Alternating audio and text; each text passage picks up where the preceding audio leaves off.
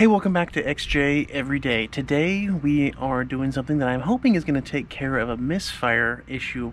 I've been getting a check engine light, and the first time that it happened to me, I only got one cylinder that was misfiring, and maybe that's because I ended up stopping checking the codes very soon. Changed the spark plugs, a few weeks went by, and now yesterday I got a code for multiple. And I'm figuring it may be this coil pack. So I'm replacing that today. Just got one in the mail from Rock Auto. It's a Hitachi. It was the top seller on Rock Auto. And I figure if they can make a forklift, they can make a coil pack. So I'm going with the Hitachi. Do they make forklifts? Or is it just like TVs? I don't know. At least microwaves. So honestly, this is a very simple job. You're just going to be removing these size 13 bolts. There's 1, 2, 3, 4 of them there, and there is a clip down in this region over here. That's actually going to be the hardest thing, I think, for me, but I'm hoping that once I get it unbolted and can move it a little bit, that is going to allow me to better access the clip and get it off.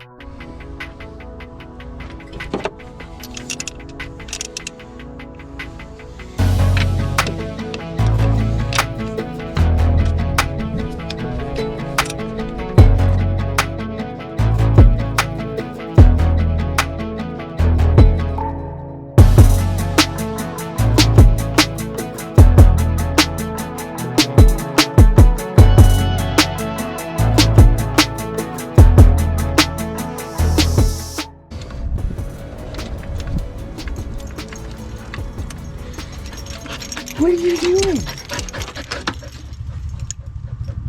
Where are you supposed to be? Alright, we interrupt this YouTube video for a random dog that just walked into my house. Hey, come here! Come here! What are you doing? Where are you from? Your name is Lily? Oh, where are you supposed to be? Where are you supposed to be? Let's find out. My dog's barking at you. Oh, yeah. Hi.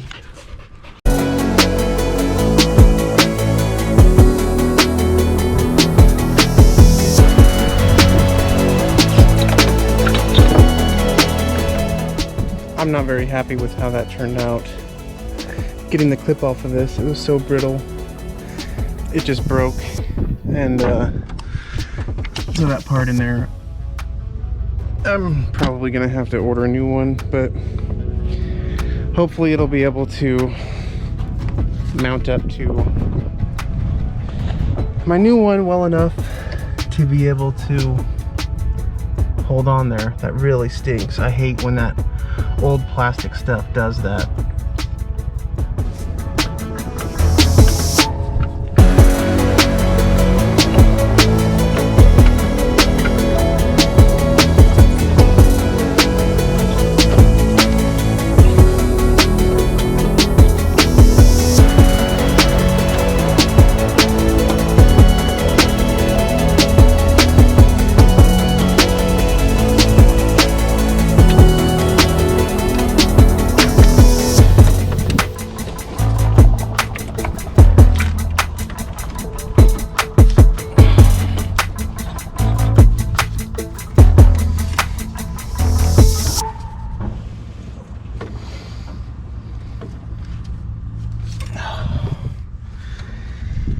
Alright, that seems like we're on. I'm gonna do the bolts now.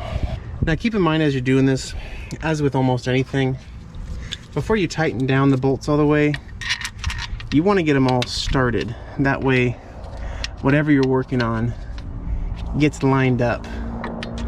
So there's nothing, you know, out of whack. Each bolt has a chance to get itself started.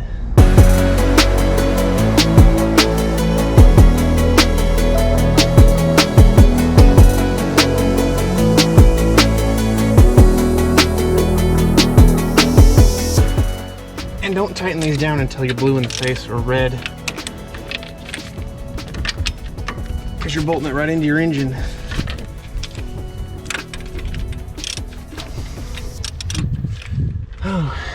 The two on the end are the worst because they're just in inconvenient places. As you can see, that one,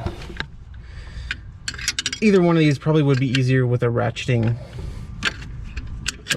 end wrench, but I don't have one at the moment. All right, so that's in.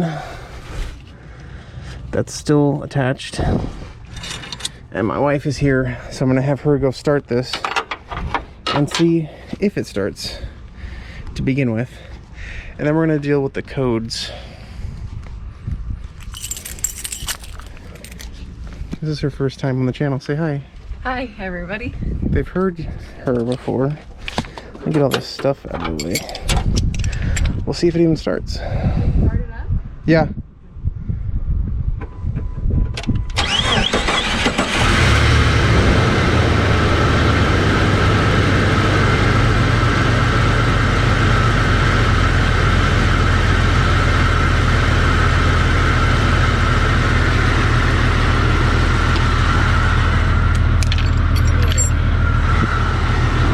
Well, it started at least. Now we'll see if that actually takes care of the misfire situation. And we'll go from there. So this is a Zurich ZR8S. I picked this up from Harbor Freight for about $100. It was on sale. It may be a little bit more than that now.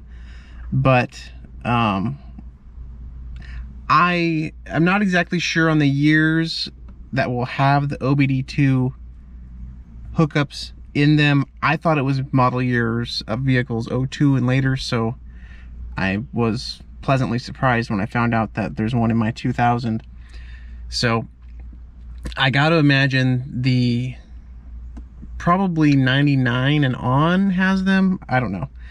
Anyway, if you're ever curious and you got a check engine light that comes on, it's real simple to find.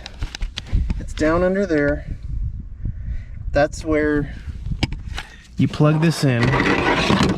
And the way you're supposed to do it is you plug it in while the car is off. Let's see if I can feel around and find it. I know I just showed it to you guys. Oh, where are you at? Oh, farther up than I was thinking. Come on, get in there. There we go. We're plugged in.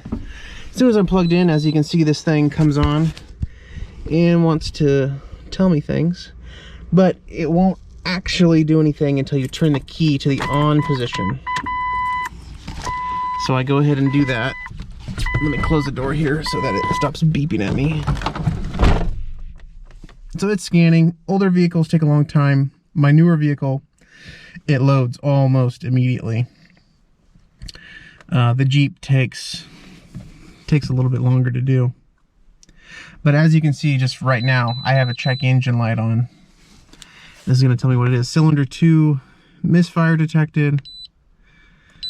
That's number 1. Okay, thanks. Show me the next one. Show me the next one. This is random misfire and cylinder 1 misfire.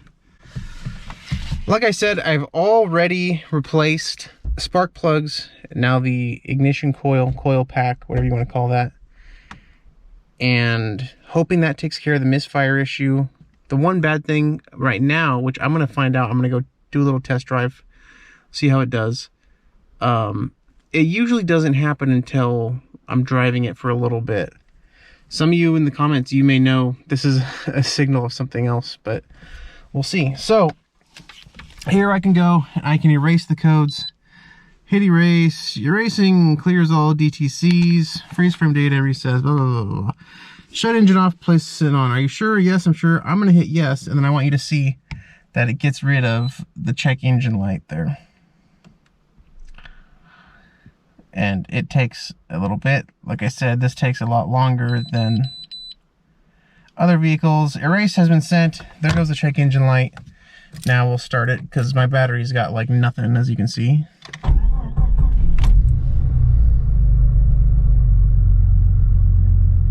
And we're rocking and rolling again.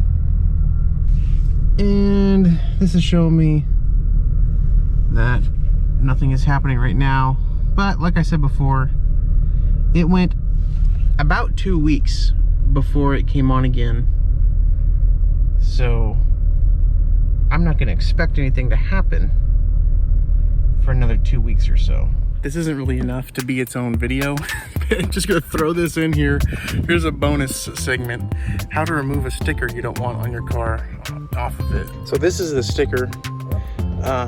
It sucks, as you can tell. Hey, I'll just talk to you in the reflection in the car. So this sticker is terrible. If you're gonna remove a sticker like this though, make sure you clean the window. As you can tell, I cleaned just this area, which is ridiculous, but this car's gonna be sitting for a while for some other stuff you're gonna see in other videos. Anyway, so what you wanna do is get yourself a little razor blade thing. These are like, cost nothing, but they're very effective tools, not only for this, but for cleaning gaskets and stuff too. And then you wanna just try to get that off, scrape her down.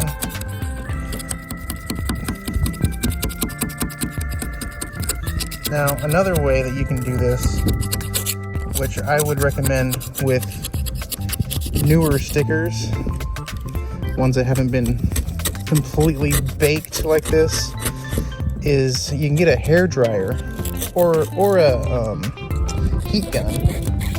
Heat these babies up, and then they'll kind of just peel right off. This one though is so baked, sun-baked, and old that